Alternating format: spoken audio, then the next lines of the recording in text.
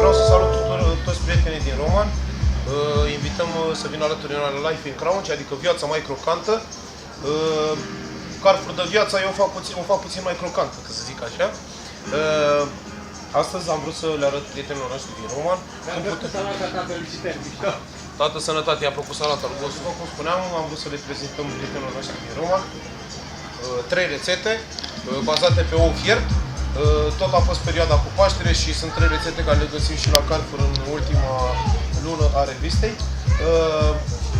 Am făcut un nou umplut cu o combinație din luăm un ou fiert, îl decojim după ce l-am fiert, îl luăm gălbenușul, îl amestecăm cu un pate de foie gras, am folosit eu un pateu de gâstă astăzi, cu maioneză, puțin castravete murat, am pus niște legume de sezon, puțină ceapă verde, pătrunjel, le-am omogenizat și apoi am umplut ul nostru cu pasta de roșii, după care cu pasta de picat, după care am servit-o cu o salată de sezon sau o salată de roșii sherry.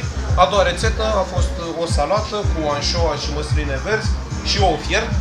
Am vrut să facem o salată cu baby spanac, castravete proaspăt, puțină zeamă de lime, puțin ulei de măsline de la Bio Carrefour, pentru că mie de asta mi-a plăcut foarte mult conceptul Bio Carrefour, că au făcut peste 1000 de produse, să putem să ne bucurăm de ele și colaborează cu toți fermierii locali.